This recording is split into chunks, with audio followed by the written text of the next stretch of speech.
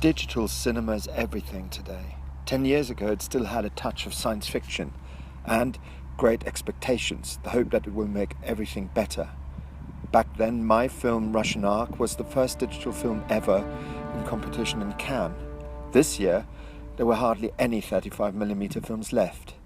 We now have the strange phenomenon that Russian Ark has become a kind of digital veteran, an early masterpiece, actually a digital old-timer, like this car I'm driving in. People are beginning to revisit the film as one of the first milestones of digital cinema. So my first instant story is a trip back in time, but also forward in time, with people who were involved back then and people on whom the film had a real effect. My question is to find out how Russian Ark even exists today.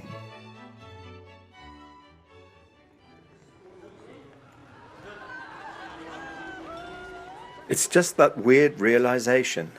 This project, which was pretty experimental at the time, and we didn't really know what would become of it. Now, all these years later, suddenly you get calls, there are case studies, and you realize that this film has sort of found a lasting niche for itself.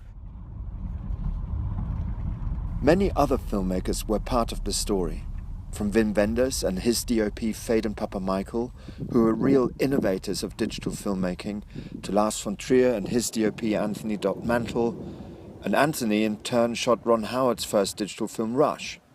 And as it were, this happened not far from the South German town of Memmingen, where I tracked down Stephan Ciupek. So let me just ask you, where are you now? Right now I'm in Memmingen, which is shooting 2 movies. My name is Stephan Ciupek, and I'm a cinematographer and have been a second unit cameraman, a digital colorist, and technical supervisor, digital camera supervisor on many different international projects. First of all, on Russian Ark, I've worked as a digital camera supervisor and a colorist. And when it was actually my first feature film for cinema I worked on. And when I was first confronted with the idea, I found it was quite crazy and actually impossible to do with the technology of the time. So it felt like an incredible challenge to work on this project. Just as a reminder, Alexander Sokurov's Russian Ark is the first film in the history of film shot in one single continuous take. It is also history's longest tracking shot, moving through more than 3 kilometers of Hermitage with 867 actors, thousands of extras, and Valery Gergiev's Mariinsky Orchestra playing in the middle of it all. It was a reasonably crazy undertaking.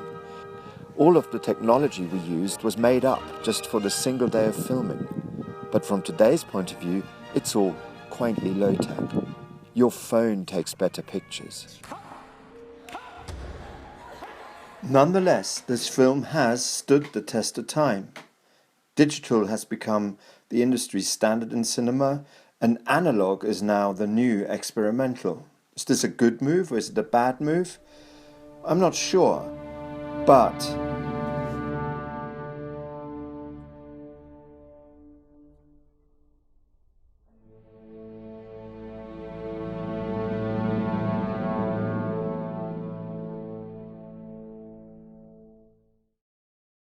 oh my God.